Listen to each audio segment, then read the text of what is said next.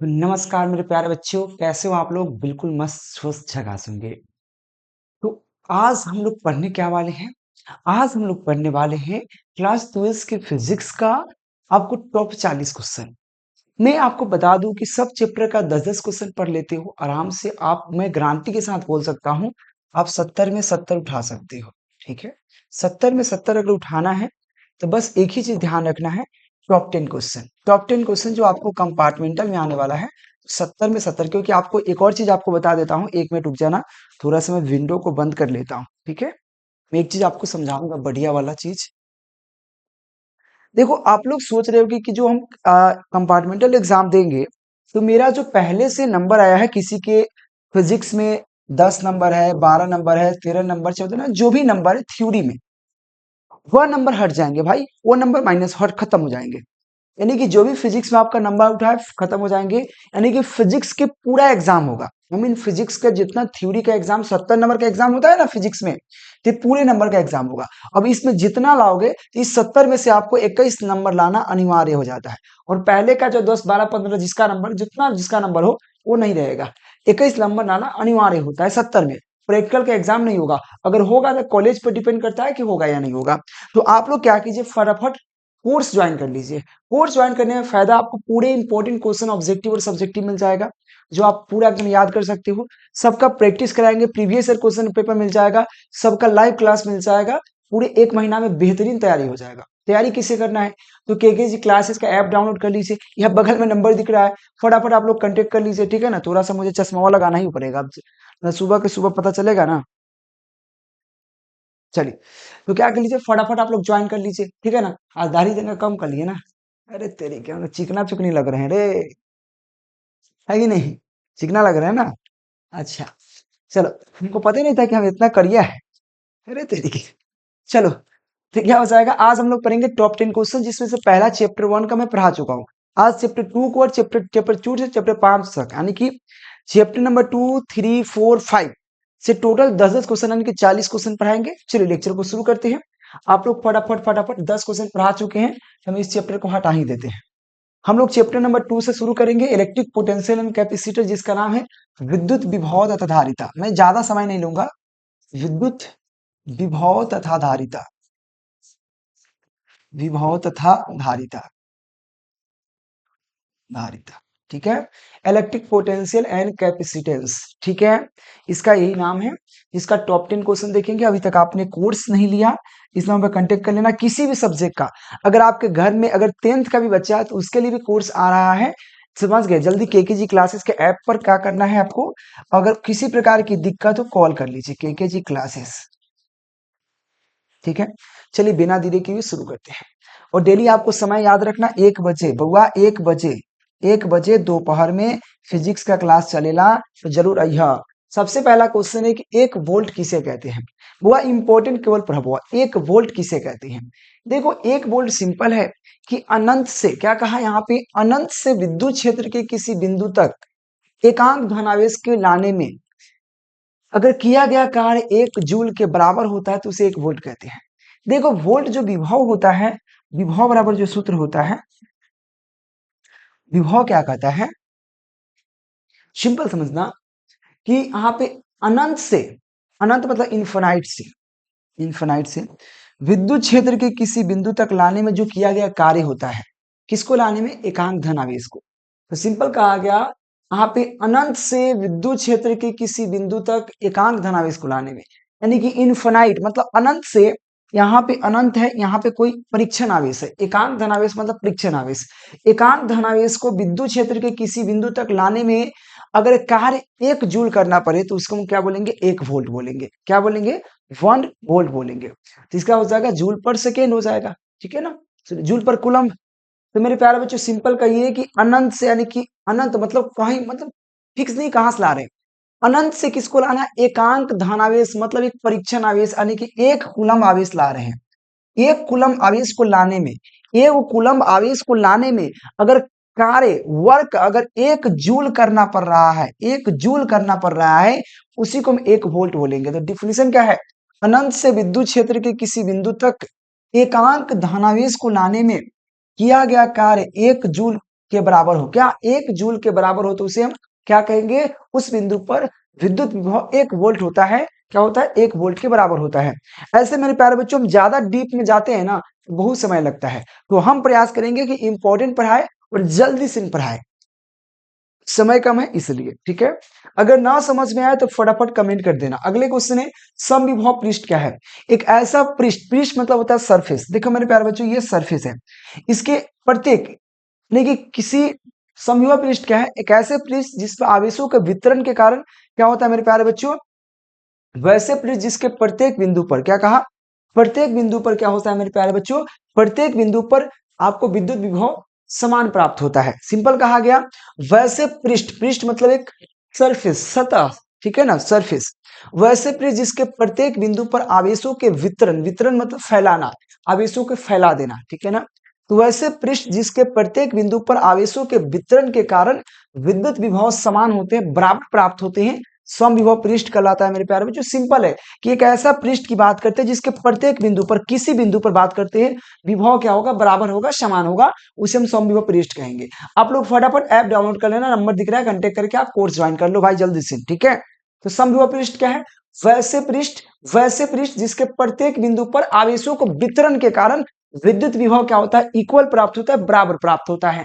ठीक है भाई, इतना नंबर लिखो, 2 नंबर आपको पूरा मिलेंगे। अगले क्वेश्चन देखो, समविभव पृष्ठ के गुण क्या, प्रॉपर्टीज क्या होते हैं, प्रॉपर्टीज क्या है, तो याद रखना समविभव पृष्ठ के क्या होता है, एक दूसरे के प्रतिच्छेद नहीं करता है। यानी कि अगर समविभव पृष्ठ की बात करें मेरे प्यारे बच्चों, ये देखो अगर ये समविभव पृष्ठ है तो यहां से अगर यह आते हैं, यह आते हैं, ये आते हैं, ऐसे समविभव पृष्ठ, तो ये याद रखना कभी भी ऐसा थोड़ी ना हो गया, ये ऐसे आया, ये दूसरा का जाकर ऐसे हो जाएगा, ऐसे तो हो नहीं सकता, इसलिए कभी काट नहीं सकता है, सबसे पहला पॉइंट। एक और चीज, समविभव पृष्ठ में कोई विद्युत बल रेखाएं जो थी लंबवत आती है, लंबवत निकलती है।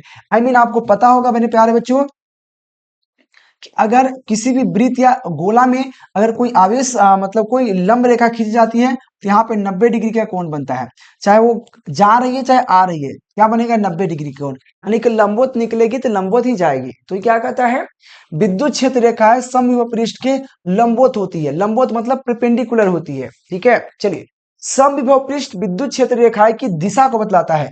अब देखो यहाँ पे समविभव पृष्ठ है, अब यहाँ पे किधर से रेखा आया है, अगर तीर इधर की तरफ है यानी कि रेखा बाहर से अंदर जा रहा है, हो सकता है कि तीर यहाँ पे बाहर से अंदर की ओर हो, या अंदर से बाहर की ओर जा रहा है, लेकिन उसकी दिशा बतला रहा है, उसकी दिशा किधर है। ठीक है, साथ में समविभव पृष्ठ विद्युत क्षेत्र के प्रबलता को भी प्रदर्शित करता है, उसकी प्रबलता क्या है, उसमें शक्ति क्या है, उसको भी प्रदर्शित करता है समविभव पृष्ठ।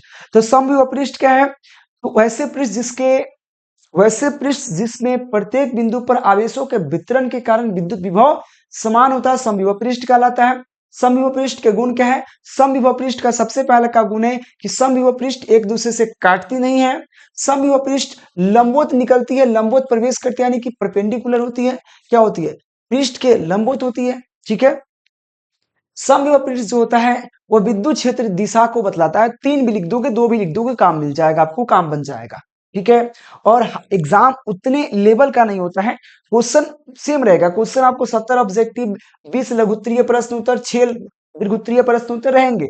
I mean objective 70, short question 20 और 6 लॉन्ग क्वेश्चन होंगे। लेकिन आपके जो एग्जाम में होगा ना, वहां पर ज्यादा कराई नहीं होता है। का मतलब नहीं आप छाप लोगे, ऐसा नहीं कि भाई हाँ किताब खोल के छाप लोगे, लेकिन हाँ कराई नहीं होता है, बड़े बड़े पुलिस प्रशासन नहीं आते हैं क्योंकि नॉर्मल एग्जाम होता है। ठीक है, अगले क्वेश्चन है प्रावैद्युत पदार्थ क्या होता है मेरे प्यारे बच्चे, प्रावैद्युत पदार्थ वैसे कुचालक पदार्थ जिसमें विद्युत क्षेत्र रखने पर उनमें विपरीत फलकों पर बराबर और विपरीत क्या होता है, आवेश प्रेरित हो जाता है। सिंपल कहा, यानी कि वैसे कुचालक पदार्थ जिसमें, यानी कि कोई कुचालक पदार्थ है, मान लीजिए हमारा कुचालक पदार्थ है,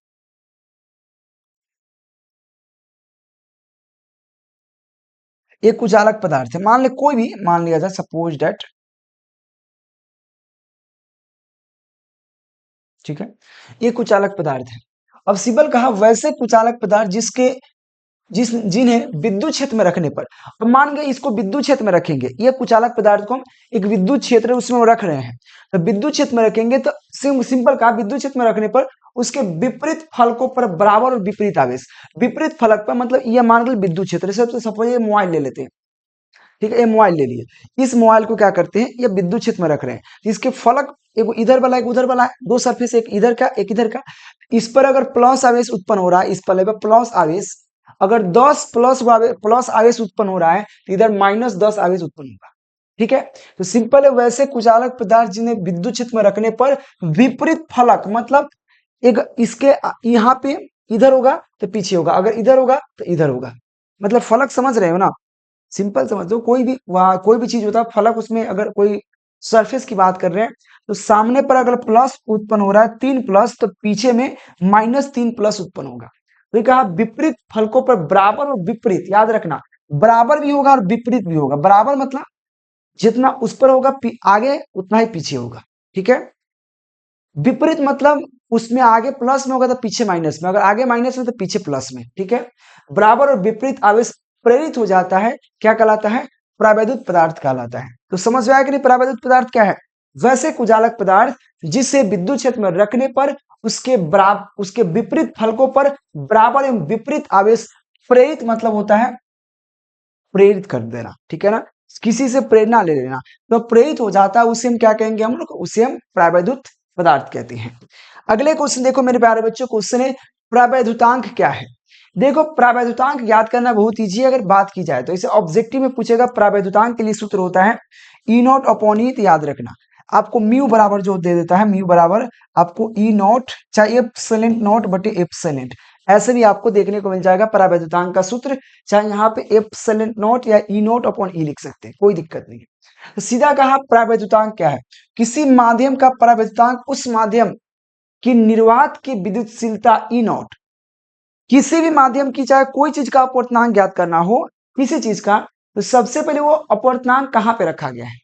ठीक है, तो सबसे पहले निर्वात में, तो कहा निर्वात के अपवर्तनांक और निर्वात के निरपेक्ष परावैद्युतशीलता परावैद्युतशीलता ई के अनुपात के रूप में बताया जाता है, अनुपात के रूप में परिभाषित किया जाता है।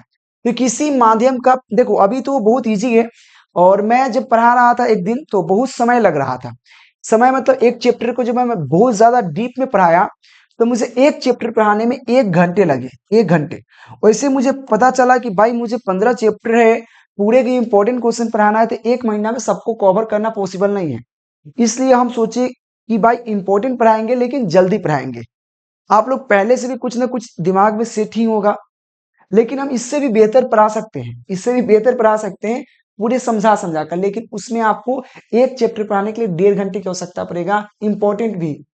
अगर ऐसे होगा तो बहुत दिक्कत हो जाएंगे, आई मीन सिलेबस खत्म नहीं हो पाएगा, 1 महीना में आपकी पूरा तैयारी नहीं हो पाएगा। ठीक है, इसीलिए मैं थोड़ा फास्ट चलूंगा। तो किसी माध्यम के विद्युत, यहाँ पे क्या है, परावैद्युतांक उस माध्यम की यहाँ पे निरपेक्ष विद्युतशीलता, यानी कि किसी भी माध्यम का अगर हम परावैद्युतांक ज्ञात कर रहे हैं तो उस माध्यम की निरपेक्ष विद्युतशीलता, ठीक है ना, ई नॉट या एप्सिलॉन नॉट, ई नॉट, और निर्वात की निरपेक्ष विद्युतशीलता ई के अनुपात के रूप में परिभाषित किया जाता है, अनुपात के रूप में परिभाषित किया जाता है, उसे हम क्या कहते हैं, उसे हम परावैद्युत कहते हैं। ठीक है,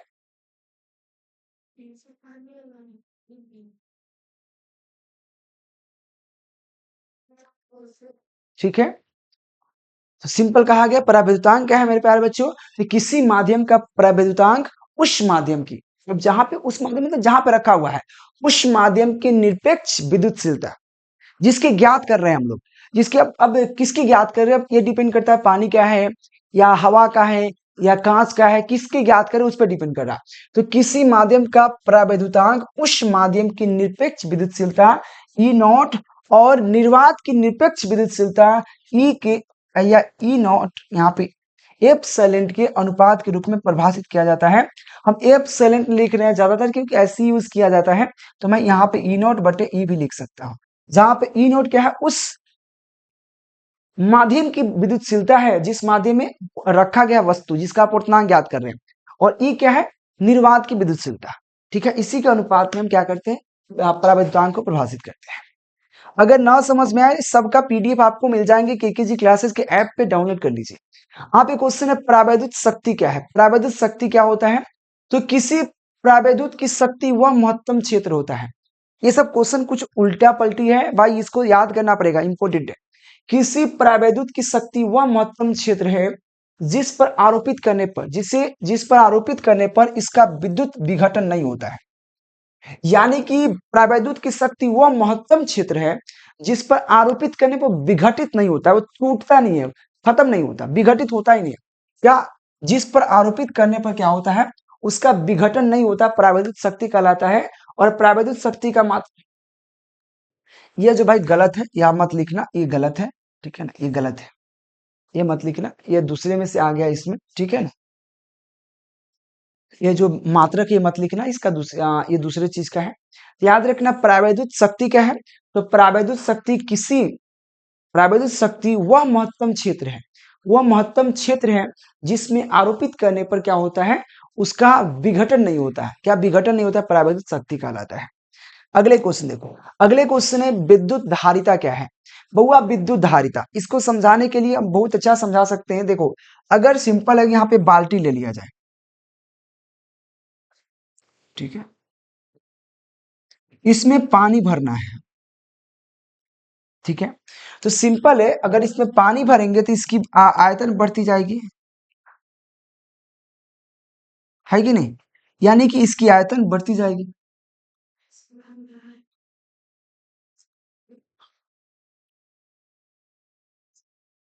अब देखो सिंपल समझना, ठीक है, यहां पे समझिए मेरे प्यारे बच्चों, सिंपल है कि इसमें जितने पानी डालेंगे इसमें क्या होगा, इसकी वॉल्यूम बढ़ेगा, मतलब इसकी आयतन बढ़ती जाएगी। आप समझना थोड़ा सा, एक गिलास में अगर जितने पानी डालेंगे तो इसकी वॉल्यूम जो है, इसका आयतन जो बढ़ती जाएगी, है कि नहीं, उसकी आयतन बढ़ती जाएगी, जितने पानी डाले उतने आयतन बढ़ती जाएगी, बढ़ेगी ना, बिल्कुल। यानी कि जो यह वॉल्यूम जो है किस पे डिपेंड है, ये पानी डालने पर, जितना डालेंगे उतना बढ़ेगा, जितना डालेंगे उतना बढ़ेगा, किस पे डिपेंड है। अगर इस पात्र में, अगर यहाँ पे इसमें पानी न डाल के आवेश डाला जाए, और यह विभव है, आवेश इसमें डालेंगे तो विभव का आवेश पर डिपेंड कर रहा है, यानी कि जितना आवेश डालेंगे उतना विभव बढ़ेगा।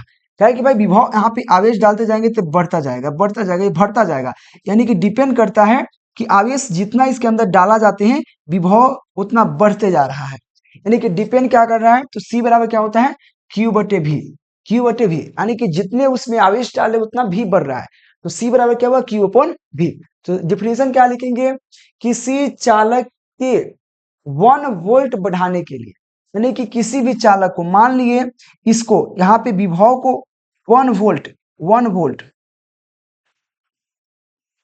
वोल्ट बढ़ाने के लिए, यानी कि इसको 1 वोल्ट तक ले जाने के लिए जितना आवेश इसमें डाले, यानी कि 1 वोल्ट करने के लिए, मान ली यहां तक 1 वोल्ट लाना है, 1 वोल्ट इसमें डालने के लिए जितना इसमें आवेश डाले, 1 वोल्ट बढ़ाने के लिए जितना आवेश डाले, आवेश की आवश्यकता पड़ा, आवेश को डाला गया, उसे हम क्या कहेंगे, विद्युत धारिता कहेंगे। तो क्या कहेंगे, किसी चालक के विभव को 1 वोल्ट बढ़ाने के लिए जितनी आवेशों की मात्रा आवश्यकता होती है उसे हम चालक की विद्युत धारिता कहते हैं, चालक की विद्युत धारिता कहते हैं। तो क्या होगा, सी बराबर Q/V।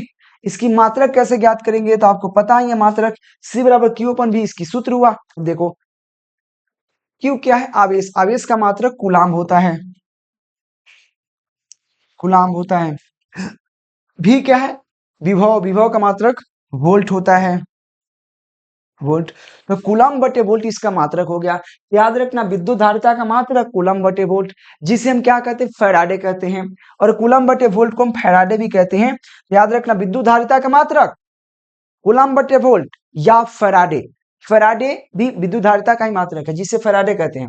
तो विद्युत धारिता का ऐसा यूनिट क्या है, कूलम, कूलम/वोल्ट या कूलम/वोल्ट, जिसे हम फैराडे कहा जाता है। इसका विमीय सूत्र की बात करें तो M inverse T inverse square, यहाँ पे एल इनवर्स स्क्वायर होना चाहिए, यहाँ पे M inverse L inverse square T के पावर 4 ए स्क्वायर क्या होगा, इसका विमीय सूत्र हो गया, इसकी डायमेंशन फॉर्मूला हो गए, ठीक है, याद करियो। अगले क्वेश्चन देखो, एक फैराडे किसे कहते हैं, सिंपल है, एक फैराडे, इसे कभी फैराडे बताया कि विद्युत धारिता सी बराबर Q/V, Q/V, यानी कि यह एक Q/V क्या, फैराडे। अगर एक फैराडे तभी हो सकता है जब एक कूलम आवेश को, यानी कि 1 वोल्ट बढ़ाने के लिए 1 कूलम आवेश की आवश्यकता पड़ा, यानी कि मुझे एक फैराडे तभी ना, यानी कि सी बराबर यह 1 तभी, 1 फैराडे तभी हो सकता है, यानी कि क्यू का भी वैल्यू 1 हो, यानी कि इसका भी वैल्यू क्या हो, 1 कूलम हो, और इसका भी वैल्यू 1 हो, दोनों का वैल्यू 1 होगा तो 1 फैराडे होगा। यानी कि सिंपल है कि हमको अगर ये पात्र लिया जाए, ठीक है, अगर यहाँ पे 1 वोल्ट बढ़ाने के लिए 1 वोल्ट इसको बढ़ाने के लिए अगर 1 कूलम आवेश इसमें डाला जाए, 1 कूलम आवेश, ठीक है ना, आवेश, क्योंकि आवेश की मात्रा कूलम होता है, अगर 1 कूलम इसमें डालेंगे 1 वोल्ट बढ़ाने के लिए, तब उसे 1 फैराडे कहेंगे। तो क्या डिफिनेशन लिखे, किसी चालक की धारिता को 1 फैराडे तब कहा जाता है, 1 फैराडे तब कहा जाएगा जब उसके जब उसके विभव को 1 वोल्ट बढ़ाने के लिए, यहाँ पे 1 वोल्ट बढ़ाने के लिए, क्या 1 वोल्ट बढ़ाने के लिए 1 कूलम आवेशों की आवश्यकता पड़ा, क्या पड़ेगा, 1 कूलम आवेशों की आवश्यकता पड़ेगा, उसे हम 1 वोल्ट कहेंगे। तो सी बराबर क्या होगा, क्यू अपन भी, तो क्यू का वैल्यू 1 है, मतलब आवेश का वैल्यू 1, वोल्ट का वैल्यू 1, तो यहाँ पे हो जाएगा 1 फैराडे, ठीक है ना, सी बराबर 1 फैराडे। क्योंकि देखो आपको कभी भी किसी के सामने यूनिट लगाना बहुत जरूरी होता है, क्योंकि आपको पता है कि यूनिट के बिना ये संभव नहीं हो सकता है, क्योंकि आपको पता है हम पांच पांच क्या 5 रुपया, 5 फीट, 5 लीटर, 5 दर्जन, क्या, तो उसके यूनिट से ही पता चलता है कि भाई वो क्या कहना चाह रहा है। तो उसी तरह सी बराबर 1, 1 क्या, 1 फैराडे इसकी मात्रक है, ठीक है। तो फैराडे लगाना, 1 फैराडे तभी संभव है जब 1 कूलम आवेश को, जब 1 वोल्ट बढ़ाने के लिए 1 कूलम आवेश की आवश्यकता पड़ता है, तो उसे 1 फैराडे कहते हैं। ऐसे भी आप डिफिनेशन लिख सकते हैं। अगले क्वेश्चन है संधारित्र क्या है। देखिए संधारित्र एक ऐसी युक्ति है, संधारित्र कुछ इस प्रकार के होते हैं, आपने देखा भी होगा, मौका बाज मिलल अब बुनिया झाड़ लेवे दो,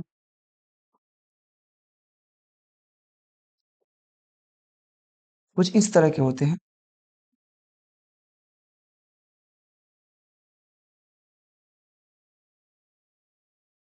ठीक है, कुछ इस तरह के संधारित्र होते हैं। आपको संधारित्र देख के क्या समझ में आता है कि बेहुदा बहुत छोटा है, बड़ा धमाका करता है। पंखा में अगर खराब हो जाता है तो पंखा ये उसको साफ लगता है कि एकदम वो मरंतु लेखन ऐसे नाचने लगता है, जैसे दारू पी ले है कि नहीं, दारू पी ले और तनका सा इसको लगाते हुए अपने तूफान में आ जाता, बुझाता है कि पूरा एनर्जी ड्रिंक पी के एकदम गर्दा उड़ा रहा है, एकदम डांस कर रहा है, ऑर्केस्ट्रा चल रहा है कि नहीं, शादी यहाँ ऐसे ही करता है। तो देखो क्या होता है कि सिंपल सिंपल है कि बहुत छोटा सा, छोटा पैक भर का धमाका वाला बात है। तो क्या करता है कि एक ऐसी युक्ति, एक ऐसी डिवाइस है जो बहुत कम जगह में बहुत सारा आवेशों को एकत्र करके रखता है। अब कभी एक बात मैं आपको समझाने के प्रयास करता हूँ, देखो हम ज्यादा डीप में जाते हैं ना, अगर एक्स्ट्रा एग्जांपल लेते हैं समय ज्यादा लग जाता है। मैं बता रहा हूँ, देखो इस 22 मिनट 23 मिनट हो गया ना इतने पढ़ाने में, अभी देखो 40 क्वेश्चन पढ़ाने में कितना समय लगेगा, यही होता है दिक्कत, ज्यादा डीप में जाने पर ही दिक्कत है।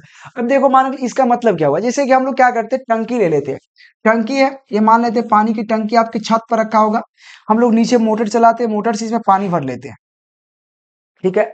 यानी कि पहले मैंने इसको आवेशों को एकत्र किया, फिर अगर ये लाइन यहां से काट भी देंगे फिर भी यह पानी देगा तो पूरे प्रेशर में देगा, ज्यादा स्पीड देगा।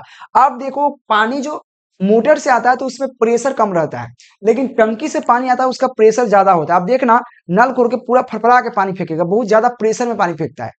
तो याद रखना है कि ये जाता है धीमे धीमे, इसमें प्रेशर कम होता है, मोटर के पानी में प्रेशर कम होता है, लेकिन इसके पानी में प्रेशर ज्यादा होता है, इसके पानी में प्रेशर ज्यादा होता है। यानी कि पहले इसको एकत्र किया, यह क्या किया, टंकी पानी में एकत्र हुआ, पहले एकत्र हुआ, फिर यह दिया, यानी कि फिर यह दिया तो ज्यादा वोल्टेज में दिया, ज्यादा स्पीड में दिया। तो यह क्या करता है, पहले करंट को अपने अंदर आने देता है, आवेश को, करंट आवेश चार्ज पहले खुद चार्ज होता है, तब ये देता है करंट, और करंट पूरा फड़फड़ा कर देता है और स्पीड कर देता है। ये बहुत कम जगह में क्या करता है, बहुत सारे आवेशों को एकत्र करता है, बहुत सारा ऊर्जा को एकत्र करता है। तो डिफिनेशन क्या लिखिएगा, संधारित्र एक ऐसी युक्ति है, युक्ति मतलब डिवाइस, यंत्र, एक ऐसी यंत्र है जो बहुत कम जगह में बहुत सारे आवेशों को एवं या बहुत सारे ऊर्जा को एकत्र करके रखता है, संधारित्र कहलाता है। देखो क्या है, संधारित्र एक ऐसी युक्ति है जो बहुत कम जगह में बहुत अत्यधिक आवेशों की मात्रा या विद्युत ऊर्जा संचित रखता है, संधारित्र की धारिता कहलाता है। इसका उपयोग कहाँ कहाँ कर सकते हैं, पंखा में, टीवी में, कंप्यूटर में, रेडियो में किया, इसका उपयोग किया जा सकता है, ठीक है। आप लोग फटाफट दिए गए नंबर पर कांटेक्ट कीजिए मेरे प्यारे बच्चों, ठीक है ना। चलिए,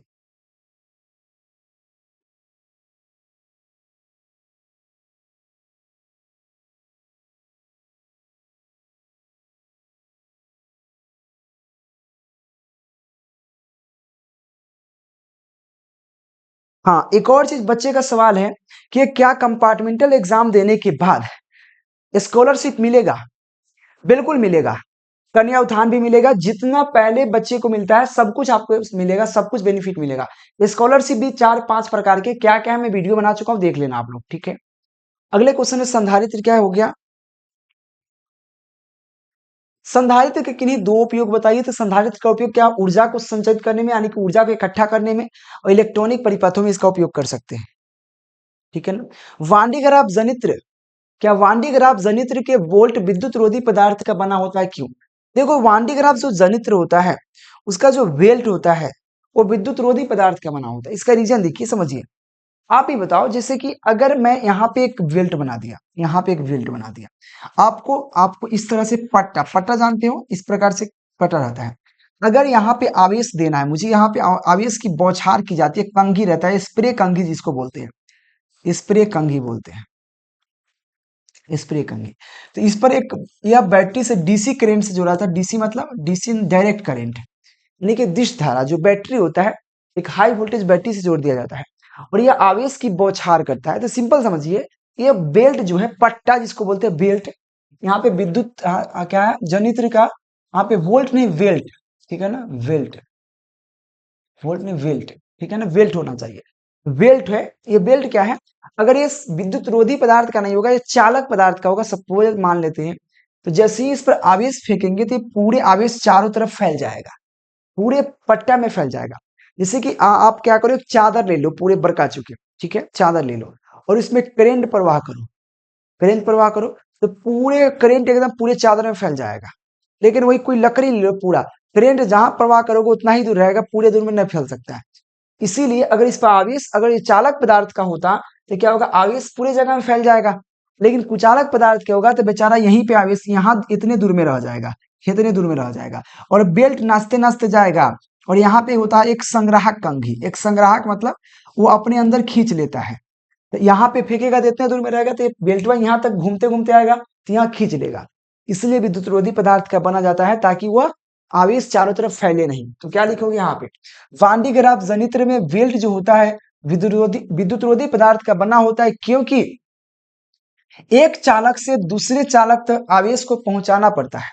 क्योंकि एक संग्राहक कंघी से, यानी कि एक संग्राहक कंघी से दूसरे संग्राहक कंघी तक पहुंचाना है कि नहीं, दूसरे संग्राहक अंगी तक, यानी कि एक चालक से दूसरे चालक तक आवेशों को पहुंचाना पड़ता है, जिसके कारण यह आवश्यक है कि बेल्ट द्वारा लिया गया आवेश उस पर फैले नहीं। क्योंकि सिंपल यहाँ पे बेल्ट द्वारा जो आवेश यहाँ पे ले रहा, संग्राहक कंघी, यहाँ पे स्प्रे कंघी इसको बोलते हैं, स्प्रे कंघी जो आवेश दे रहा है, अगर इस पर देगा तो पूरे फैल जाएगा, तो वो यहाँ आएगा तो कितना लेगा, तनका ले पाएगा, या इकट्ठा रहेगा तब नहीं पूरा ले लेगा यहाँ से।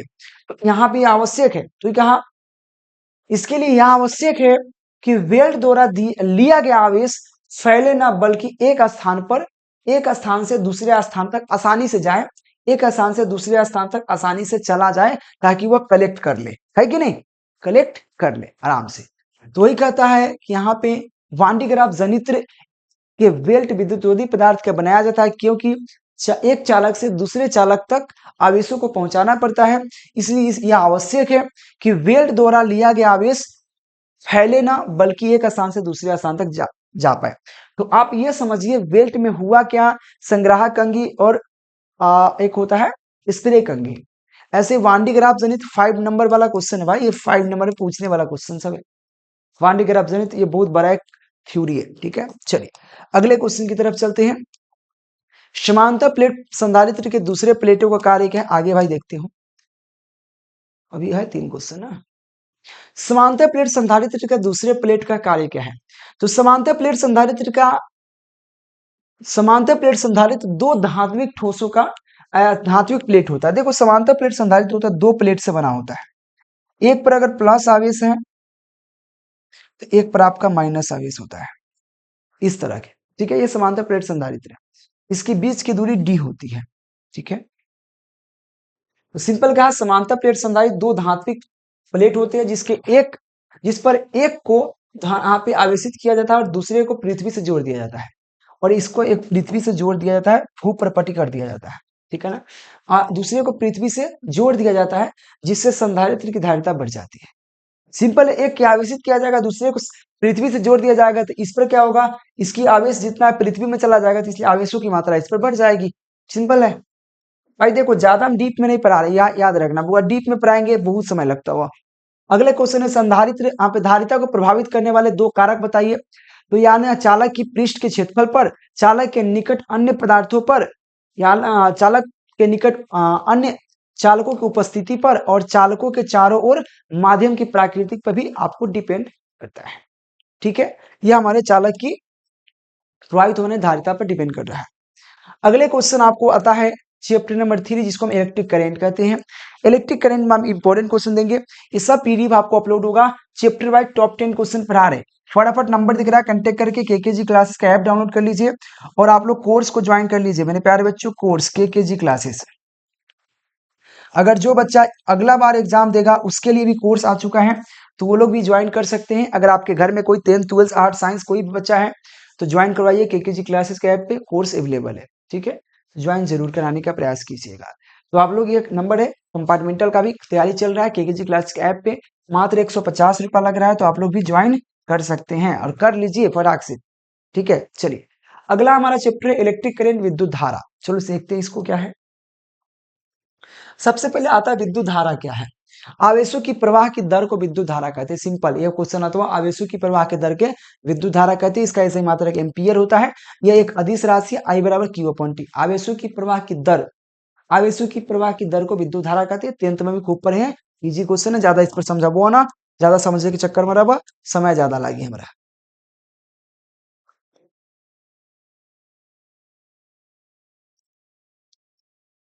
अगला क्वेश्चन है प्रतिरोधकता क्या है।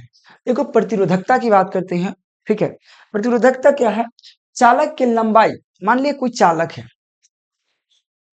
इसकी लंबाई L है, और ये चालक की भाई कुछ ना कुछ ये मोटाई होगी इसकी।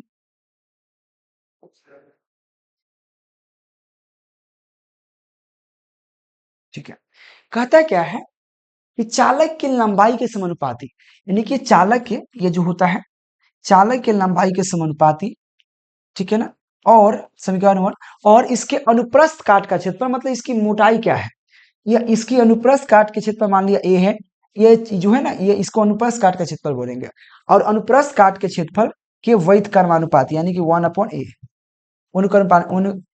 वैध कर्मानुपाती होता है। मैंने कहा चालक की जो प्रतिरोधकता होती है उसकी लंबाई के समानुपाती और उसके अनुप्रस्थ काट के क्षेत्रफल के वैध कर्मानुपाती होता है। यानी कि आर प्रोपोर्शनल एल और आर प्रोपोर्शनल यहाँ पे 1/a, ये जहाँ पे अनुप्रस्थ काट का क्षेत्रफल है, क्योंकि अनुकर्मानुपाती मतलब उल्टा होता है, और एल इसकी लंबाई है। अगर दोनों समीकरण को एक करें तो आर प्रोपोर्शनल क्या हो जाएगा, आपको L/A हो जाएगा। ठीक है, जब प्रोपोर्शनल का चिन्ह हटाएंगे तो कुछ ना कुछ कांस्टेंट लगाएंगे, तो क्या हो जाएगा, रो एल अपॉन ए हो जाएगा। यही तो होगा, रो एल अपॉन ए, जहां पे ये पी नहीं है, रो है। रो यहाँ पे प्रतिरोधकता का काम करता है, क्योंकि इसको रो द्वारा सूचित किया जाता है।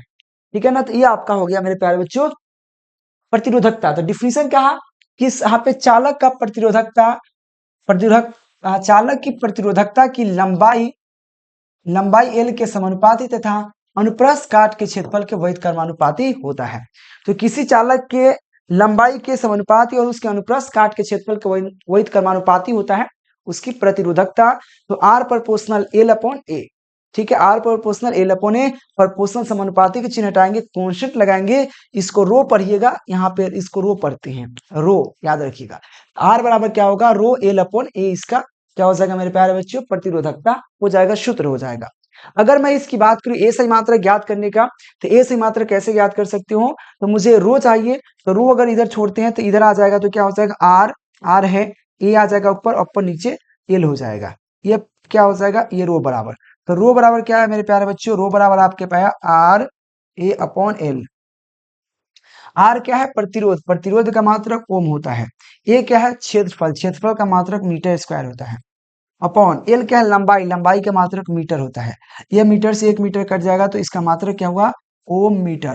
तो याद रखना प्रतिरोधकता का मात्रक ओम मीटर। कैसे आया, बना दिया मैंने, लेकिन ज्यादा डीप में जाएंगे पागल हो जाओगे, ज्यादा टेंशन लेने की जरूरत नहीं है। डीप में हम उसी को पढ़ाएंगे जिसके लिए पहले का कोर्स लेना है। अभी अगर पढ़ाने लगे ना डीप में तो पता चलेगा कि समय खत्म हो गया। अगला क्वेश्चन है प्रतिरोध। प्रतिरोध किन किन बातों पर निर्भर करता है, उसकी प्राकृतिक पर निर्भर करता है। जो प्रतिरोध होता है उसकी प्राकृतिक पर निर्भर करता है कि कैसा चीज है उसका प्रतिरोध क्या होगा, उसकी लंबाई और उसके अनुप्रस्थ काट का क्षेत्रफल, उसकी कितनी लंबाई है, उसकी मोटाई क्या है, अनुप्रस्थ काट का क्षेत्रफल होता है उसकी मोटाई, यानी कि यह इसकी मोटाई क्या है, इसकी मोटाई क्या है, इसकी लंबाई तो है, उसकी मोटाई क्या है। प्रतिरोध ताप पर निर्भर करता है। चालक का प्रतिरोध जो होता है ताप पर, ताप बढ़ेगा प्रतिरोध, प्रतिरोध बढ़ेगा, ताप घटेगा प्रतिरोध घटेगा, ठीक है ना। ताप यहाँ पे ये चालक की बात कर रहे हैं। चलिए अगले क्वेश्चन है अनुगमन वेग क्या है। तो फ्री इलेक्ट्रॉन का वह औसत वेग जिस वेग से फ्री इलेक्ट्रॉन आरोपित विद्युत क्षेत्र के विपरीत दिशा में गति करता है अनुगमन वेग कहलाता है। देखो अपवाह वेग कहिए या अनुगमन वेग कहिए, ठीक है ना। अपवाह वेग कहिए या अनुगमन वेग कहिए, मैंने कहा आपसे कि फ्री इलेक्ट्रॉन का वह औसत वेग, फ्री मतलब होता है एकदम स्वतंत्र इलेक्ट्रॉन, तो फ्री इलेक्ट्रॉन मतलब स्वतंत्र मुक्त इलेक्ट्रॉन का वह औसत वेग जिस वेग से फ्री इलेक्ट्रॉन क्या करता है आरोपित विद्युत क्षेत्र की विपरीत दिशा में, अगर विद्युत क्षेत्र इधर आरोपित है तो उसके विपरीत दिशा में, ठीक है ना। तो आरोपित विद्युत क्षेत्र की विपरीत दिशा में क्या करता है गति करता है, अनुगमन वेग या अपवाह वेग कहलाता है। यह वीडी बराबर क्या होता है आपको म्यू ई होता है। आपसे पूछेगा विद्युत क्षेत्र और अपवाह वेग में संबंध बताइए, तो विद्युत क्षेत्र अपवाह वेग वीडी क्या, अपवाह वेग ई क्या, विद्युत क्षेत्र म्यू इसका अपवर्तनांक, तो क्या मेरे प्यारे बच्चों वीडी बराबर म्यू ई, जहां पे अब दोनों में संबंध हो जाते हैं, ये भी आप लिख सकते हैं विद्युत क्षेत्र और अपवाह वेग में संबंध क्या होगा, तो वीडी बराबर ये सूत्र लिख दीजिएगा आप, वीडी बराबर म्यू ई, जहां पे आपको वीडी आपको अपवाह वेग ई आपका विद्युत क्षेत्र, यह दोनों संबंध को भी दर्शाता है, ठीक है। अगले क्वेश्चन, अगले क्वेश्चन है धारा घनत्व क्या है मेरे प्यारे बच्चों, धारा घनत्व किसी चालक के धारा घनत्व चालक के लंबाई के समानुपाती और उसके अनुप्रस्थ काट के क्षेत्रफल, अनुप्रस्थ काट के क्षेत्रफल से प्रवाहित होने वाले धारा के यहाँ पे क्या होता है के रूप में परिभाषित किया जाता है। अब समझिएगा मेरे प्यारे बच्चों, सिंपल कहा गया किसी चालक के धारा घनत्व, किसी चालक के धारा घनत्व को चालक के लंबाई, चालक के इकाई अनुप्रस्थ काट के क्षेत्रफल से प्रवाहित होने वाली धारा के रूप में मापा जाता है। यानी कि किसी भी चालक इसकी अनुप्रस्थ काट के क्षेत्रफल क्या होता है मैं बताता हूं, यह होता है इसकी मोटाई,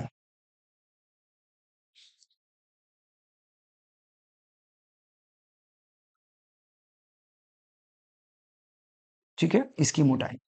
अब देखो होता क्या है मेरे प्यारे बच्चों कि किसी चालक के धारा घनत्व को इस चालक के जो अनुप्रस्थ काट का क्षेत्रफल, ये मोटाई जो दिख रहा है, जितना इससे चालक के अनुप्रस्थ काट के क्षेत्रफल के क्षेत्रफल से प्रवाहित होने वाली धारा, इससे जितना धारा प्रवाहित होगा, प्रवाहित होने वाली धारा के रूप में परिभाषित किया जाता है।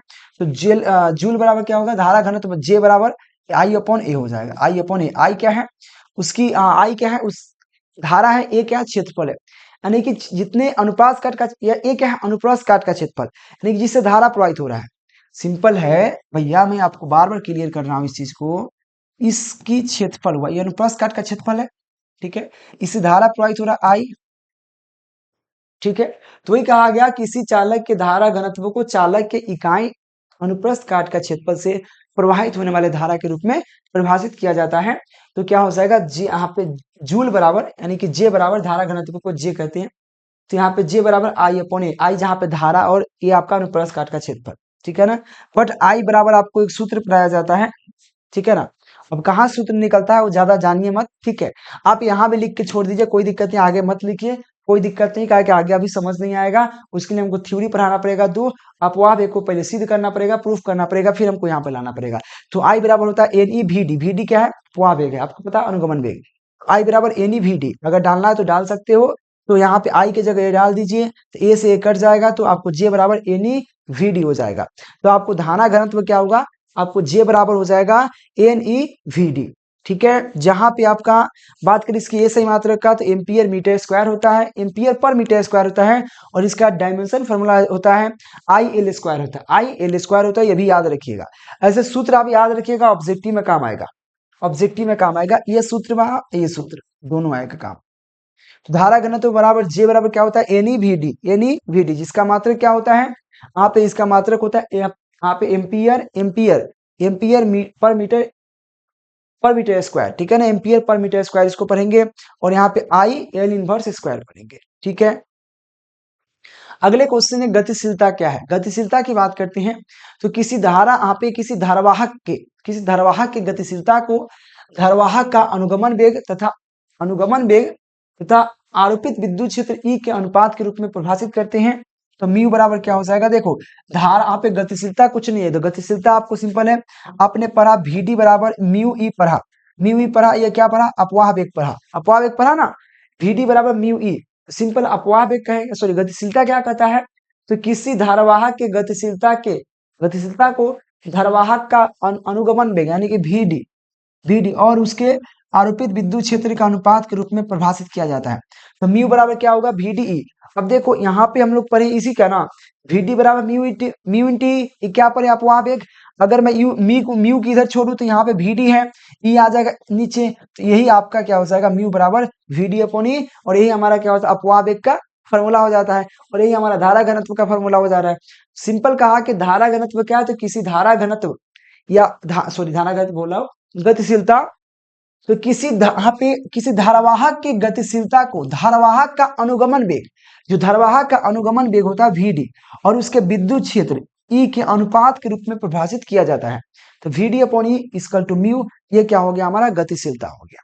ठीक है, चलिए ऐसे में ज्यादा डीप में नहीं पढ़ा रहा हूं, आपको बता रहा हूं विद्युत शक्ति क्या है। तो यहाँ पे किसी परिपथ यानी कि विद्युत परिपथ के कार्य करने की दर को, यानी कि विद्युत परिपथ में कार्य करने की दर को हम शक्ति कहते हैं। क्या कहते हैं, विद्युत शक्ति कहते हैं। इसका ऐसे मात्रा क्या होता है, जूल पर सेकेंड या वाट होता है। याद रखना कि विद्युत परिपथ में कार्य करने की दर को विद्युत शक्ति कहते हैं। विद्युत परिपथ में कार्य करने की दर को विद्युत शक्ति कहते हैं, हम जिसे हम जूल पर सेकेंड या वाट कहते हैं, उसका ऐसे मात्रक होता है। अगले क्वेश्चन है विद्युत वाहक बल क्या है, पढ़ो या ना पढ़ो कोई दिक्कत नहीं होता है। तो क्या है विद्युत वाहक बल, किसी प्रतिरोध के दो खुले सिरे यानी कि टर्मिनल के बीच इकाई आवेश को प्रवाहित करने पर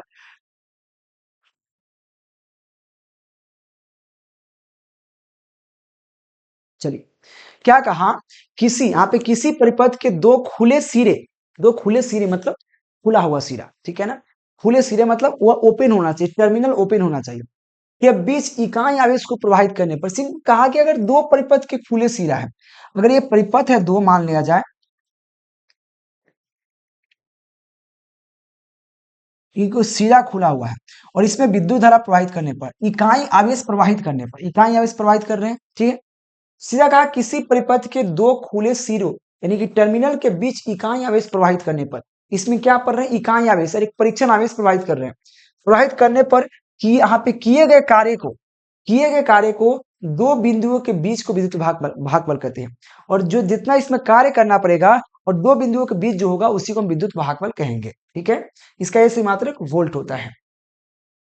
यहाँ पे आंतरिक प्रतिरोध क्या है, इसको छोड़ दो, पढ़ो मत, छोड़ दो ज्यादा। देखो मुझे इंपॉर्टेंट अगर एक दो क्वेश्चन एक्स्ट्रा हुआ है तो हम एक दो क्वेश्चन को स्किप कर दे, क्या कोई दिक्कत नहीं होगा। ऐसे चलो पढ़ लेते। आंतरिक प्रतिरोध क्या है, तो सेल के भीतर आवेशों के प्रवाह में, जो सेल मतलब आंतरिक मतलब अंदर की बात कर रहे हैं, तो सेल होता है बैटरी, ठीक है ना। तो सेल के भीतर आवेशों के प्रवाह में सेल के इलेक्ट्रोड लाइट के द्वारा जो रुकावट उत्पन्न होते हैं, इलेक्ट्रोड के लाइट के द्वारा जो उसमें रुकावट उत्पन्न की जाती है उसे आंतरिक प्रतिरोध कहते हैं। विद्युत धारा का उष्मीय प्रभाव क्या है, विद्युत धारा का उष्मीय प्रभाव, जब किसी चालक से विद्युत धारा प्रवाहित की जाती है तो चालक गर्म हो जाता है। सिंपल बात है, जब भी किसी चालक से, चाहे हम यहाँ पे वायर का उपयोग कर रहे हैं, चाहे कोई भी उपयोग कर रहे हैं, कोई चीज का, हमारे पास बगल अगल में बहुत सारा वायर लगा हुआ है, ये गर्म हो जाता है। सिंपल वही कहता है, जब किसी चालक से धारा प्रवाहित की जाती है तो चालक क्या होता है, गर्म हो जाता है, चालक गर्म हो जाता है, और यहाँ पे विद्युत धारा, इसी को ही विद्युत धारा का उष्मीय प्रभाव कहा जाता है। अगले क्वेश्चन है जूल के नियम क्या है, तो जूल के नियम क्या कहता है, इस नियम के अनुसार किसी चालक में उत्पन्न उष्मा, किसी भी, अगर जूल के नियम की बात करें, किसी चालक में उत्पन्न उष्मा हीट जो होता है वह किसके किसके बराबर होता है, चालक से प्रभावित होने वाले धारा I, उसका प्रतिरोध R, उसके समय T पर निर्भर करता है। यानी कि आपको H बराबर आई आर टी हो जाएगा। आई आर टी इसका धारा घनत्व क्या हो जाएगा, जूल का नियम। तो जूल का नियम क्या कहता है कि किसी चालक में उत्पन्न उष्मा का मान, चालक से प्रवाहित धारा, चालक का प्रतिरोध और जो उसमें समय लगा, समय पर निर्भर करता है। यानी कि H यहाँ पे आई आर टी, H बराबर आई आर टी इसका सूत्र हो गया। सिंपल कहा, इस नियम के अनुसार किसी चालक में उत्पन्न उष्मा H का मान जो है चालक से प्रवाहित होने वाली धारा I, उस धारा I का वर्ग ना, अच्छा धारा I का वर्ग होता है, धारा I का वर्ग यानी कि आई स्क्वायर आर टी, धारा I का वर्ग चालक का प्रतिरोध एवं समय पर निर्भर करता है। तो क्या लिखेंगे, आई स्क्वायर आर टी एच बराबर, यहाँ पर सूत्र भी लिखा हुआ है एच बराबर आई स्क्वायर आर टी। ठीक है, अगले क्वेश्चन है सीवेक प्रभाव क्या है। किसी ताप युग्म के दोनों संधियों के बीच तापांतर के कारण उत्पन्न विद्युत को हम सीवेक प्रभाव कहते हैं। भाई देखो, अब यहाँ पे यहाँ पे एक ताप युग्म क्या है, अब ये सब हम पढ़ाने लगेंगे ना तो भाई बहुत समय लगेंगे, आप बिलीव करो यार। ठीक है, अगर मैं ताप युग्म क्या है, संधि क्या है, ठीक है ना, सब अगर पढ़ाने लगूंगा, ठीक है ना, तो बहुत ज्यादा समय लगेगा और आपके पास टाइम नहीं है। आपको अभी उतना से काम चलाना जिससे आप 70 में 70 नंबर उठाना है आपको। याद रखना, इस पर प्रैक्टिस करना पड़ेगा, याद करना पड़ेगा, या पीडीएफ मिल जाएगा। तो क्या, किसी ताप युग्म के दोनों संधियों के बीच, अगर किसी ताप युग्म के दोनों संधि के बीच तपांतर के कारण उत्पन्न विद्युत को सीबेक प्रभाव कहते हैं। अगले क्वेश्चन है पोलिटेड प्रभाव क्या है। बस पोलिटेड प्रभाव क्या है, यदि किसी ताप युग्म के संधियों से धारा प्रवाहित की जाती है, अगर कोई ताप युग्म के जो संधियों से धारा प्रवाहित करते हैं, हम लोग धारा प्रवाहित करते हैं, तो संधि में या तो उष्मा उत्पन्न होगा। अगर किसी भी ताप युग्म से हम धारा प्रवाहित करेंगे, या तो उष्मा उत्पन्न होगा या उष्मा अवशोषित होगा, या तो उष्मा उत्पन्न होगा या उष्मा अवशोषित होगा, और उसी को क्या कहेंगे, हम पोलिटेड प्रभाव कहेंगे। अगले क्वेश्चन है किरचॉफ्स के प्रथम नियम, जो मोस्ट इंपोर्टेंट क्वेश्चन है। किरचॉफ्स के प्रथम नियम क्या कहता है, किसी बिंदु या संधि पर आने वाला धाराओं का योग जाने वाला धाराओं के योग के बराबर होता है। अगर इस पर धारा आ कौन रहा है, तो इससे पता चलेगा कि तीर किधर है, इधर आ रही है, ये जा रही है धारा, देखो ये धारा जा रही है, मतलब ये जा रही है, यानी कि आने वाला धाराओं का योग जाने वाला धाराओं का योग के बराबर होता है। ठीक है, या आने वाला धाराओं का योग जाने वाला धाराओं का योग का मान 0 होता है।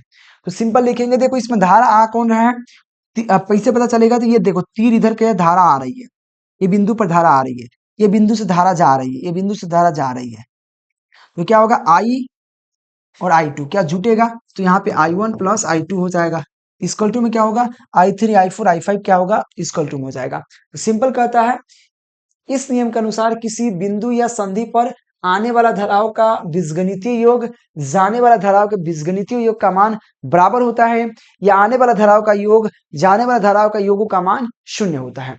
कैसे, देखो धारा आया कौन, I1 और I2 आ रहा है, I1 प्लस I2 होगा, जा कौन रहा है, I3 I4 I5 जा रहा है, तो I3 plus I4 plus I5 होगा, इक्वल टू हो गया। अब देखो, अगर हम चाहूं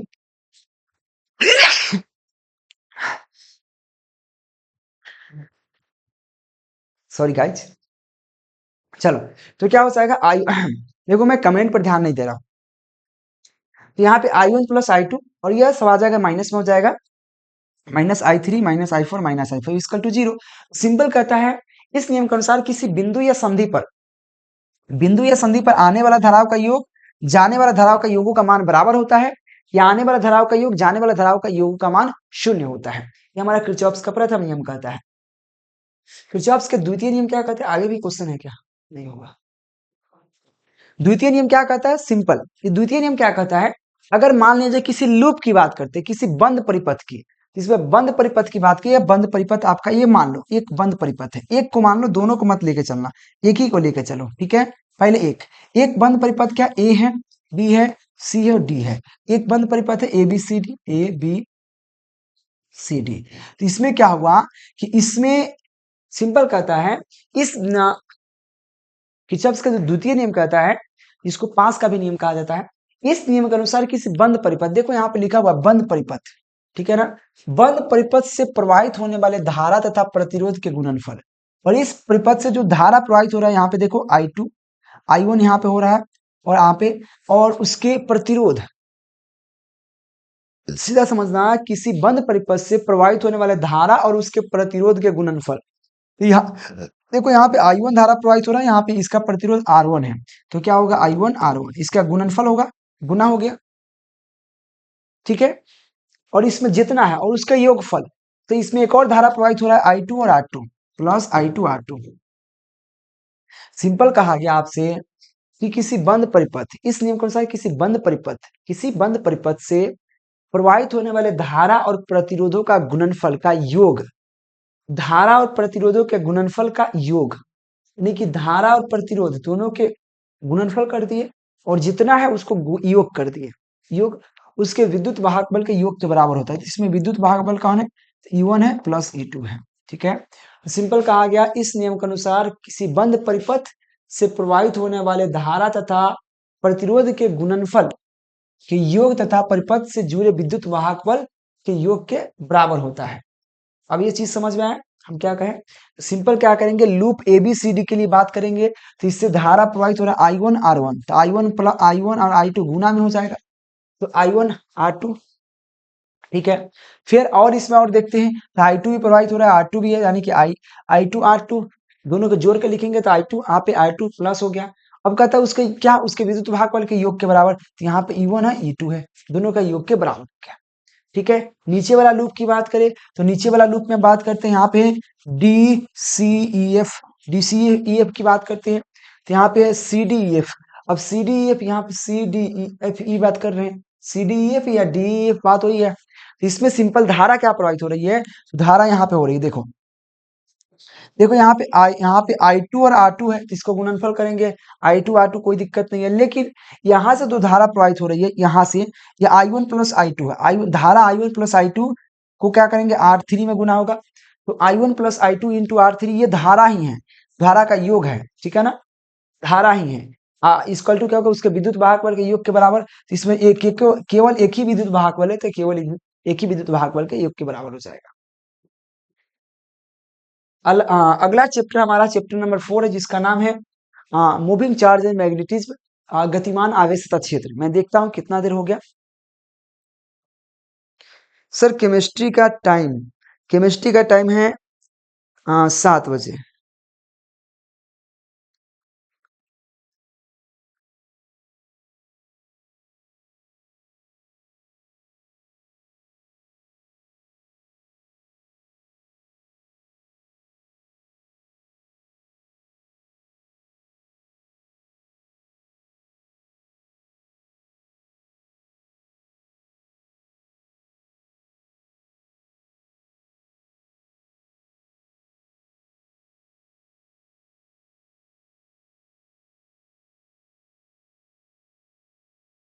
हम्म, हम्म।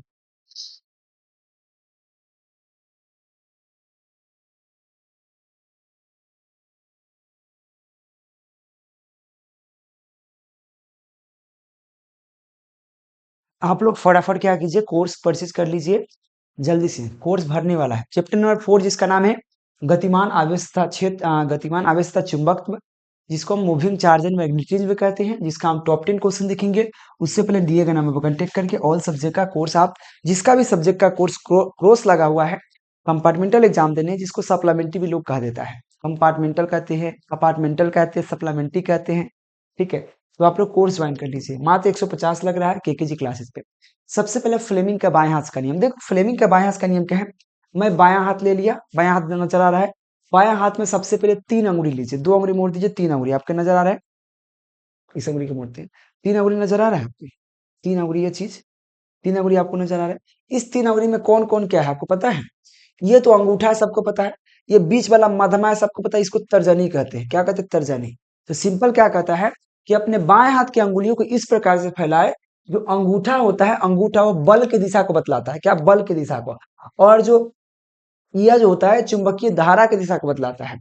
ये जो आपका मध्यमा चुंबकीय धारा और जो आपका तर्जनी चुंबकीय क्षेत्र की दिशा को बतलाता है। डिफिनेशन हो गया? देखो मैंने क्या कहा कि अपने बाएं हाथ के अंगुलियों को इस प्रकार से फैलाए, कौन सा अंगुली? अंगूठा, तर्जनी, मध्यमा। तो अपने बाएं हाथ के अंगूठा, तर्जनी, मध्यमा को इस प्रकार से फैलाए कि तीनों एक दूसरे पर लंब हो, यानी कि इसके बीच का एंगल 90 डिग्री, इसके बीच का एंगल 90 डिग्री होना चाहिए, इसके बीच का, और इसके यानी कि परपेंडिकुलर हो, इस प्रकार से फैलाए कि तीनों एक दूसरे पर लंब हो। तो आपका जो अंगूठा होता है चुंबकीय बल की दिशा को, अब आप चाहिए जो होता है तर्जनी जो होता है चुंबकीय क्षेत्र की दिशा को, और मध्यमा जो होता है चुंबकीय धारा की दिशा को बतलाता है। उसे हम क्या कहते हैं? फ्लेमिंग का बाएं हाथ का नियम। तो इस नियम के अनुसार अपने बाएं हाथ के अंगूठा को यहाँ पे अंगुलियों को इस प्रकार से फैलाए कि तर्जनी, अंगूठा और मध्यमा तीनों एक दूसरे पर क्या हो, लंब हो, ठीक है ना। तो अंगूठा जो होता है विद्युत चुंबकीय बल की दिशा को, तर्जनी चुंबकीय क्षेत्र की दिशा को तथा मध्यमा चुंबकीय धारा की दिशा को बतलाता है, ठीक है। अगले क्वेश्चन, लॉरेंज बल क्या है। सिंपल है, जब कोई यहाँ पे आवेशित कण ऐसे क्षेत्र से गति कर रहा हो, यानी कि जब कोई आवेशित कण जिस पर आवेश है ऐसे क्षेत्र में जाता हो जहां पे विद्युत और चुंबकीय क्षेत्र दोनों उपस्थित हो, ठीक है ना। विद्युत और चुंबकीय क्षेत्र दोनों उपस्थित है तो आवेशित कण पर जो क्रियाशील कुल बल लगेगा, सिंपल समझना, एक यहाँ पे विद्युत क्षेत्र है, ये है विद्युत क्षेत्र, यह विद्युत क्षेत्र है। यहाँ पे चुंबकीय क्षेत्र है, चुंबकीय क्षेत्र को बी कहते हैं। इसमें कोई कण जा रहा है, इस पर, यह क्या आवेशित कण है, तो इस पर जो बल लगेगा, इस पर जो बल लगेगा, दोनों तरफ से बल लगेगा। सिंपल, जब कोई आवेशित कण ऐसे क्षेत्र से गति कर रहा हो जहां पे विद्युतीय और चुंबकीय क्षेत्र दोनों उपस्थित हो, तो अब ये आवेशित कण है। आवेशित कण पर क्रियाशील कुल बल, इस पर जो बल लगेगा उसको लॉरेंज बल कहेंगे। और F बराबर क्यू, यहाँ पे Q into V cross B होता है लॉरेंज बल का सूत्र, जो आपको ऑब्जेक्टिव में भी काम आएगा, ठीक है। चलिए एक बार शेयर कीजिए। अगले क्वेश्चन है, दाएं हाथ के अंगूठे का नियम क्या है। देखिए दाएं हाथ के अंगूठे का नियम की बात करते बहुत ईजी है, अगर बात की जाए तो सिंपल क्या कहता है,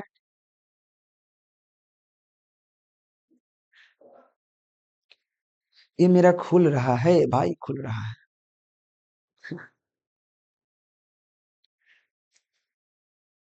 मौका बाज मिलल, क्योंकि पानी पी लेनी है थोड़ा सा।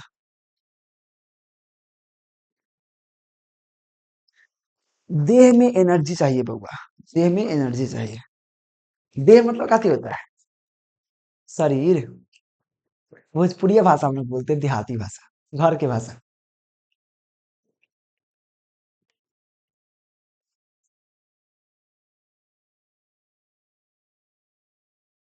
चलिए, देखिए आपको यह फिगर में कुछ समझ में आ रहा है। हम एक वो पेचकस पकड़े हुए, पेचकस इस तरह से, पेचकस, और इसको घुमा रहे हैं इस तरह से। हम लोग घुमाते हैं इसे, पेचकस को इसे से घुमाते हैं, ऐसे ऐसे, मतलब इसको इधर इधर मारना चाहते हैं, ऐसे ऐसे पेचकस घुमा रहे हैं। तो कहता है इस नियम के अनुसार यदि किसी चालक को दाएं हाथ से इस प्रकार से पकड़े कि कोई चालक को दाहिने हाथ से, मैं पकड़ लेता हूँ, दाहिने हाथ से पकड़े, देखिए यहाँ पे दाहिने हाथ से पकड़े, ठीक है ना। दाहिने हाथ से इस प्रकार से किसी चालक को पकड़े, तो यहाँ इस नियम के अनुसार यदि किसी चालक के यहाँ पे दाएं हाथ से इस प्रकार से पकड़े कि यहाँ पे अंगूठा चालक से प्रवाहित धारा की दिशा, तो ये पकड़े तो अंगूठा जो है चालक से प्रवाहित धारा की दिशा को बतलाएगा ऐसे, और बतलाता है। और हाथ के मुड़ी हुई अंगुली या चुंबकीय बल रेखा की दिशा को बतलाता है। और ये मुड़ी हुई अंगुली देखो, ये मुड़ा हुआ है, मुड़ा हुआ देखो, ये अंगुली, ये मुड़ी हुई अंगुली है। तो मुड़ी हुई अंगुली क्या होता है, उसके बल रेखा की दिशा को बतलाता है। तो देखो चुंबकीय क्षेत्र और धारा की दिशा को बतला रहा है। सिंपल क्या है, इस नियम के अनुसार यदि किसी चालक को दाएं हाथ से पकड़े तो उसमें अंगूठा जो होता है वो चालक से प्रवाहित होने वाला धारा की दिशा को बतलाता है, और जो मुड़ी हुई अंगुली होती है वो किसको बताती है, वो इस करीब चुंबकीय बल रेखा या चुंबकीय क्षेत्र की दिशा को बतलाता है। अगले क्वेश्चन है, मैक्सवेल के दक्षिणवर्ती पेंच का नियम। देखिए दक्षिणवर्ती पेंच का नियम क्या होता है, चलिए समझते हैं। हम लोग किसी पेचकस को पकड़ते, पेचकस जानते हो, मैं एक टेस्टर लाता हूं, देखो,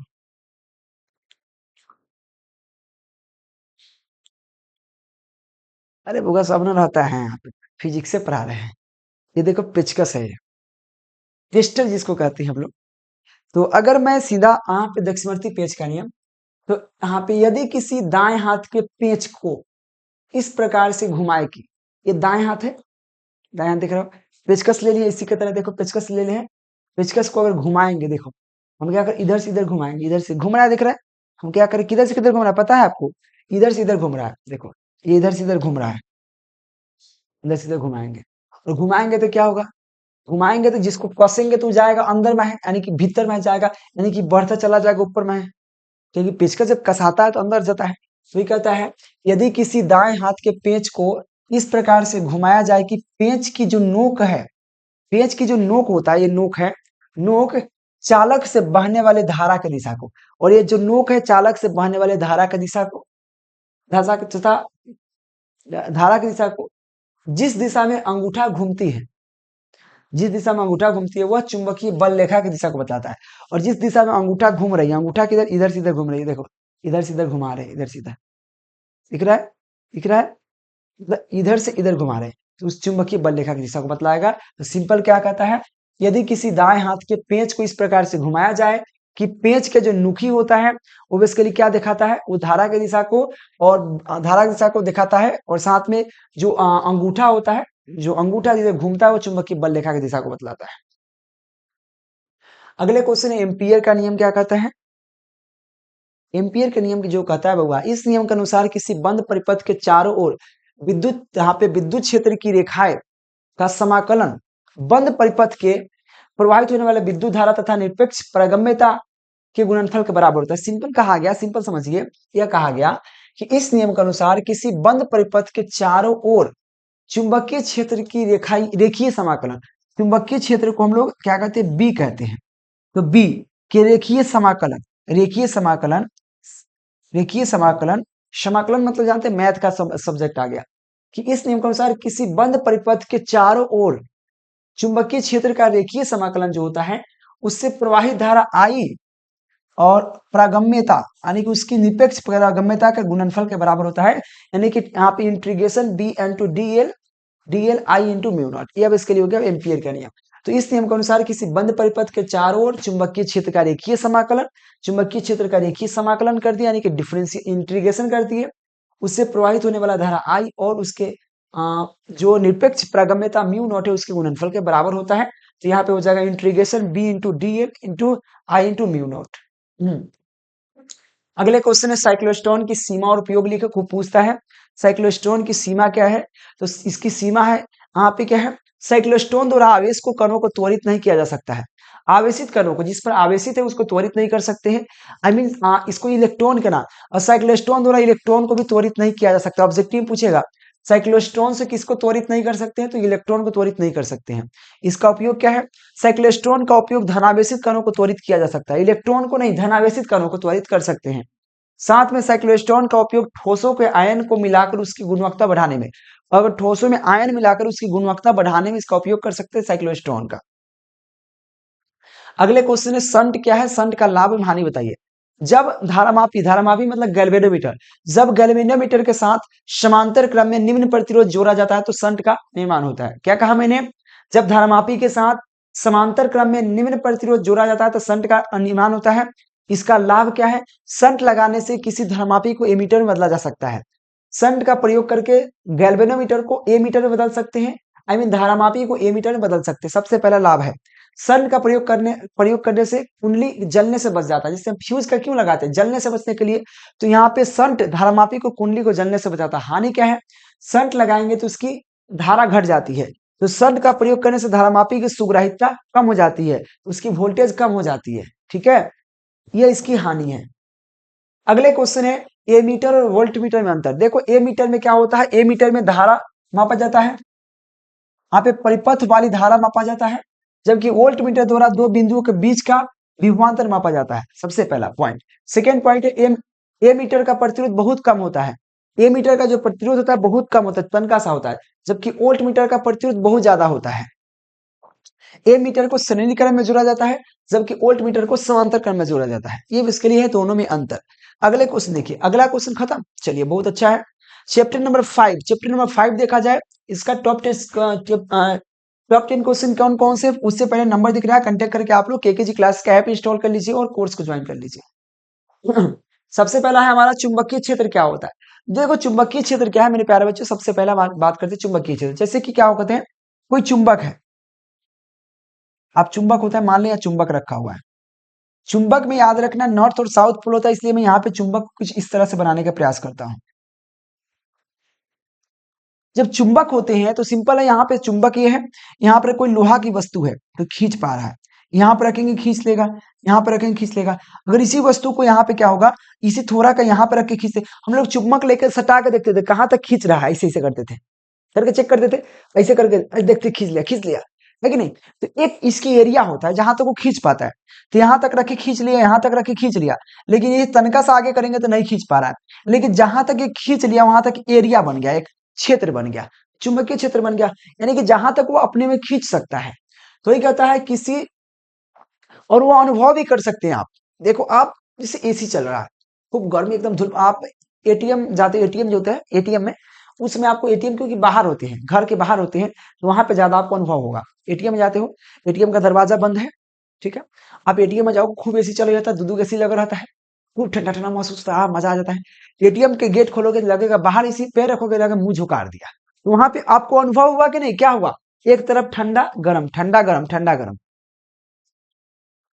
ठंडा गरम हुआ है कि नहीं, अनुभव किया जा सकता है। तो वही कहा गया यहाँ पे कि किसी चुंबक के चारों ओर का वह क्षेत्र, चारों ओर का वह क्षेत्र जहां उसकी उपस्थिति का अनुभव अन्य छोटे चुंबक के द्वारा किया जा सकता है। और भाई सिंपल है, उसकी उपस्थिति का अनुभव अनुभव जो है आप कर सकते हैं। जब उसमें जाइएगा तो अनुभव कैसे कर लेते हैं हम लोग, एसी चल रहा है कि गर्मी फील हो रहा है कि ठंडा फील हो रहा है कि नहीं। इसमें है कि भले आपको फील नहीं होता है कि आप में अंदर लोहा थोड़ी है, फील नहीं होता है। वही कहा गया किसी यहाँ पे किसी चुंबक के चारों ओर का वह क्षेत्र जिसकी उपस्थिति का अनुभव अन्य छोटे चुंबक के माध्यम से किया जा सके उसे चुंबकीय क्षेत्र कहते हैं। अगले क्वेश्चन, चुंबकीय क्षेत्र का गुण क्या है। सबसे पहला, चुंबकीय क्षेत्र रेखा है सतत एवं बंद वक्र होती है, सतत बंद वक्र होती है चुंबकीय क्षेत्र, ठीक है। सेकेंड पॉइंट, चुंबकीय क्षेत्र रेखा किसी बिंदु पर खींची गई स्पर्श रेखा दिशा को बतलाता है। अगर यहाँ पे चुंबकीय क्षेत्र जो रेखाएं होती है उस पर खींचा गया जो स्पर्श रेखा होती है उसकी दिशा को बतलाती है। चुंबकीय क्षेत्र रेखा एक दूसरे से काटती नहीं है, चुंबकीय क्षेत्र रेखा एक दूसरे से कभी नहीं काटती है, क्योंकि ऐसा होने पर कटान बिंदु पर दो स्पर्श रेखा खींची जा सकती है जो कि दिशा को बतलाता है, जो कि संभव नहीं है। वही लिखा हुआ है, चुंबकीय क्षेत्र एक दूसरे से काटती नहीं है क्योंकि कटान बिंदु पर दो स्पर्श रेखा खींची जा सकती है जो चुंबकीय क्षेत्र की दिशा को बतलाएगा, चुंबकीय क्षेत्र को दिशा को बतलाएगा। और एक ही बिंदु पर दो दिशा संभव नहीं है, एक ही बिंदु पर यानी कि एक ही बिंदु पर चुंबकीय क्षेत्र की दो दिशा नहीं हो सकती है, क्योंकि यह क्या है, असंभव है, ठीक है। अगला क्वेश्चन है, क्षण चुंबक क्या है। एक आयताकार क्षण की टुकड़ा जिसके पास समर्थ समान समर्थ होने वाले दक्षिणी एवं उत्तरी ध्रुव को ही क्षण चुंबक कहते हैं। क्षण चुंबक इस प्रकार से होते हैं, इसमें नॉर्थ पोल है साउथ पोल है, सिंपल है, उत्तरी ध्रुव दक्षिणी ध्रुव, ठीक है। तो ये कहा गया एक आयताकार क्षण का टुकड़ा जिसके पास सामान्य समर्थ वाला, समान मतलब बराबर, जितने उत्तरी ध्रुव होता है जितने आपको क्या होते हैं दक्षिणी ध्रुव के बराबर बराबर होते हैं, समान समर्थ वाले यहाँ पे दक्षिणी ध्रुव और उत्तरी ध्रुव हो तो क्षण चुंबक कहलाता है। यहाँ पे चुंबकीय द्विध्रुव क्या है, देखो जिस तरह से विद्युत द्विध्रुव पढ़ते हैं तो विद्युत द्विध्रुव क्या पढ़ते हैं, सिंपल है, विद्युत द्विध्रुव पढ़ते हैं हम लोग क्या, आवेशों के परिमाण q उसके बीच की दूरी 2l को गुणनफल को विद्युत द्विध्रुव कहते हैं, है कि नहीं। विद्युत द्विध्रुव क्या है, तो यहाँ पे क्या कहेंगे, सिंपल है, तो इसमें बेसिकली वहां पे आवेश था, यहाँ पे नॉर्थ पोल साउथ पोल है, तो यहाँ पे क्या कहेंगे, समान समर्थ वाले दो विपरीत ध्रुवों को, समान समर्थ वाले दो विपरीत ध्रुवों को बहुत कम दूरी पर, वहां पे क्या कहते हैं, समान आवेश वाले दो आवेशों के जब बहुत कम दूरी पर रखते हैं तो विद्युत द्विध्रुव का निर्माण होता है। तो यहाँ पे कहेंगे समान समर्थ वाले जब दो ध्रुव को कम दूरी पर रखा जाता है तो विद्युत यहाँ पे चुंबकीय ध्रुव का निर्माण होता है। जो समान समर्थ वाले दो विपरीत ध्रुव को एक दूसरे के बहुत कम दूरी पर रखा जाता है तो विद्युत यहाँ पे चुंबकीय द्विध्रुव का निर्माण होता है। और चुंबकीय द्विध्रुव आघूर्ण क्या है, यानी कि यहाँ पे मैग्नेटिक डाइपोल मोमेंट क्या है, सीधा समझिए, यहाँ पे दोनों में से कोई एक आवेश, मतलब आवेश तो यहाँ पे ध्रुव लेंगे, कोई एक ध्रुव यानी कि m और उसके गुणनफल, उसके दूरी के गुणनफल को चुंबकीय द्विध्रुव आघूर्ण कहेंगे, यानी कि m बराबर, तो क्या हो जाएगा, सिंपल कहा चुंबकीय द्विध्रुव को निर्माण करने वाले ध्रुवों में से कोई एक ध्रुव, ठीक है ना, ये दोनों ध्रुव को निर्माण करने वाले ध्रुव में से कोई एक ध्रुव और उसके बीच की दूरी के गुणनफल को, तो चुंबकीय द्विध्रुव को निर्माण करने वाले ध्रुवों में से कोई एक ध्रुव और ध्रुवों के बीच के दूरी के गुणनफल को चुंबकीय द्विध्रुव आघूर्ण कहते हैं। तो m बराबर m, क्योंकि ये दो ध्रुव है नॉर्थ पोल साउथ पोल और उसके बीच की दूरी 2l है तो m गुने 2l, इसकी क्या हो गया, विद्युत द्विध्रुव आघूर्ण हो गए, फिर चुंबकीय द्विध्रुव आघूर्ण हो गए। अगले है भू चुंबकीय तत्व क्या है, किसी भी स्थान पर किसी भी स्थान पर पृथ्वी के चुंबक के अध्ययन के लिए, किसी भी स्थान पर चुंबक के अध्ययन के लिए जिन पदार्थों की आवश्यकता पड़ता है उसे भू चुंबकीय तत्व कहते हैं। अगले क्वेश्चन देखिए, चलो जल्दी से, यहाँ पे दिक्पात कोण क्या है, दिक्पात कोण क्या है, भौगोलिक यामुत्तर और चुंबकीय यामुत्तर के बीच के कोण को दिक्पात कोण कहते हैं। क्या कहा, भौगोलिक यामुत्तर और चुंबकीय यामुत्तर के बीच के कोण के दिक्पात कोण कहते हैं, इसे ए द्वारा सूचित किया जाता है।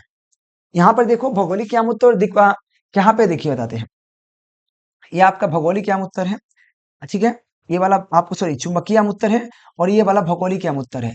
इसके और इसके बीच का कोण यहाँ पे देखिए, ये यहाँ पे एक एंगल बन रहा है ए, इसको हम क्या कहेंगे, दिक्पात कोण कहेंगे।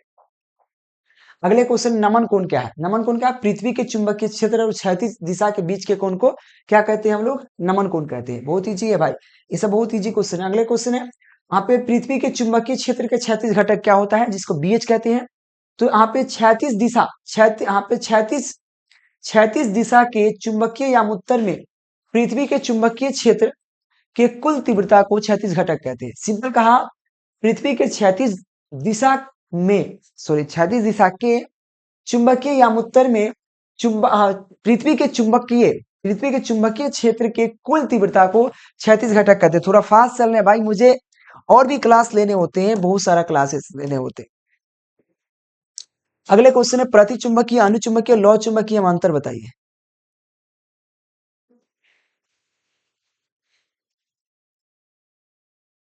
देखो, प्रतिचुंबकीय, लौ चुंबकीय और सब में अंतर, ये 5 नंबर में क्वेश्चन हुआ, तो वो याद रहे 5 नंबर में आता हुआ। ठीक है, वह सबसे पहला बार प्रतिचुंबकीय, अनुचुंबकीय, लौ चुंबकीय। देखिए, प्रतिचुंबकीय जो होता है यह इसकी प्रवृत्ति अल्प और ऋणात्मक होता है, ठीक है ना। अनुचुंबकीय का यह अल्प और धनात्मक होता है, अल्प तो होता है लेकिन धनात्मक। लेकिन लौ चुंबकीय क्या होता है, बहुत अधिक और धनात्मक होता है, ठीक है। प्रतिचुंबकीय की चुंबकशीलता ऋणात्मक मतलब 1 से कम होता है, जबकि लौ चुंबकीय की लगभग 1 के बड़ा होता है, 1 से बड़ा होता है, ठीक है ना। और यहाँ पे लौ चुंबकीय पदार्थ क्या होता है, 1 से बहुत बड़ा होता है, ठीक है। प्रतिचुंबकीय क्या होता है, इन पदार्थों के चुंबकीय प्रवृत्ति ताप बनने पर ताप पर निर्भर नहीं करता है, यानी कि प्रतिचुंबकीय की प्रवृत्ति ताप पर निर्भर नहीं करता है। जबकि अनुचुंबकीय की प्रवृत्ति जो होता है वो प्रवृत्ति परम ताप के अनुक्रमानुपाती होता है। जबकि लौ चुंबकीय क्या होता है, यहाँ पे क्यूरी ताप के ऊपर लौ चुंबकीय पदार्थ अनुचुंबकीय बदल जाता है। अगर क्यूरी ताप से ऊपर हुआ, ये लौ चुंबकीय नहीं रहेगा, ये अनुचुंबकीय बदल जाएगा। एग्जाम्पल की बात कर ले, सोना, चांदी, पानी क्या है आपका, प्रतिचुंबकीय है। यहाँ पे एल्युमिनियम, ऑक्सीजन, मैग्नीज क्या अनुचुंबकीय है। लोहा, कोबाल्ट, निकेल क्या है आपका, लौ चुंबकीय है, ठीक है। चलिए, ये सब आपको मिल जाएगा, या इंग्लिश मीडियम उसी का है, सेम चीज, सब कुछ एग्जाम्पल सब कुछ सेम होगा, एग्जाम्पल से लेकर हर चीज सेम है। यहाँ पे मैग्नेट्स क्या है, यहाँ पे क्या है, सब कुछ सेम है भैया। अगले क्वेश्चन है, क्यूरी ताप क्या है, तो सिंपल है, यानी कि वह ताप जिस पर लौ चुंबकीय पदार्थ क्या होता है, अनुचुंबकीय बदल जाता है। लौ चुंबकीय पदार्थ अनुचुंबकीय बदल जाएगा, क्यूरी ताप कहलाएगा। अगले क्वेश्चन है, चुंबकीय क्षेत्र की तीव्रता क्या है। जिस तरह से विद्युत क्षेत्र की तीव्रता उसी तरह चुंबकीय क्षेत्र की तीव्रता है। तो क्या चुंबकीय क्षेत्र के किसी बिंदु पर एकांक एकांक उत्तर ध्रुव पर क्रियाशील होने वाला बल को चुंबकीय क्षेत्र की तीव्रता कहेंगे। वहां पे विद्युत होता है, विद्युत क्षेत्र की तीव्रता क्या कहते हैं, कि विद्युत क्षेत्र के एकांक धनावेश पर जो बल लगता है उसे विद्युत क्षेत्र की तीव्रता कहेंगे। यहाँ पे क्या कहेंगे, चुंबकीय क्षेत्र के किसी बिंदु पर एकांक धनावेश, यानी कि एकांक चुंबकीय एकांक उत्तर ध्रुव, यहाँ पे क्योंकि ध्रुव की बात करते हैं, एकांक उत्तर ध्रुव पर जो बल लगता है क्रियाशील होने वाला बल को चुंबकीय क्षेत्र की तीव्रता कहेंगे, है कि नहीं। अगला बात करते हैं, चुंबकीय फ्लक्स क्या है। जिस तरह से विद्युतीय फ्लक्स होता है उससे चुंबकीय फ्लक्स होता है। क्या कहता है, चुंबकीय क्षेत्र में रखे किसी सतह से गुजरने वाली चुंबकीय बल रेखाओं की संख्या को चुंबकीय फ्लक्स कहते हैं। चुंबकीय फ्लक्स F बराबर B इंटू ए, बी जहां पे आपका क्या है, चुंबकीय क्षेत्र है, और ये इसका सतह का क्षेत्रफल है। सिंपल कहा गया, चुंबकीय क्षेत्र में रखे किसी सतह से गुजरने वाली कुल चुंबकीय बल रेखाओं की संख्या को चुंबकीय फ्लक्स कहते हैं। फाइव बराबर बी इंटू ए, यहाँ पे डॉट है, डॉट में पढ़ाया था फिजिक्स में, सॉरी मैथ में, आप जाकर देख लीजिएगा। तो बी इंटू ए क्या हो जाएगा, चुंबकीय फ्लक्स, डॉट की चिन्ह हटाएंगे, cos थीटा लगाएंगे। इसका ये सही मात्रक वेबर होता है, इसका बीमीय सूत्र ml square T inverse square आई इनवर्स होता है। ये हमारा चुंबकीय फ्लक्स हो गया। मेरे प्यारे बच्चों, आज के लेक्चर में लगभग 50 के करीब क्वेश्चन था। इसके आगे चैप्टर का हम अगले दिन पढ़ाएंगे। एक दिन में 4 चैप्टर 5 चैप्टर क्लियर करेंगे, आपका आराम से जल्दी से हो जाएगा। हाँ, थोड़ा ज्यादा मतलब समय लग रहा है, समय के साथ हम ज्यादा डीप में नहीं जा रहे हैं, बस हम उतना ही पढ़ा रहे जितना आपका समझ में आए। अगर फिर भी अगर किसी प्रकार का नहीं सर आप डीप में ही लेकर पढ़ाइए, ज्यादा समय लीजिए, कोई दिक्कत नहीं है, तो हम ज्यादा डीप में ले जाएंगे, कोई दिक्कत नहीं है, क्योंकि इतना समझने से काम नहीं होगा। फिजिक्स भाई पूरा तो समझने का फेरा होता है, लेकिन समझाने के लिए समय चाहिए, दिक्कत यहाँ हो गई। तो आप लोग फटाफट केकेसी क्लासेस का ऐप डाउनलोड कर लीजिए, दिए गए नंबर पर कांटेक्ट कर लीजिए और कोर्स जल्दी से जल्दी ज्वाइन कर लीजिए आप लोग फटाफट, ठीक है ना। तब तक के लिए जय हिंद, टेक केयर, बाय बाय मेरे प्यारे बच्चों।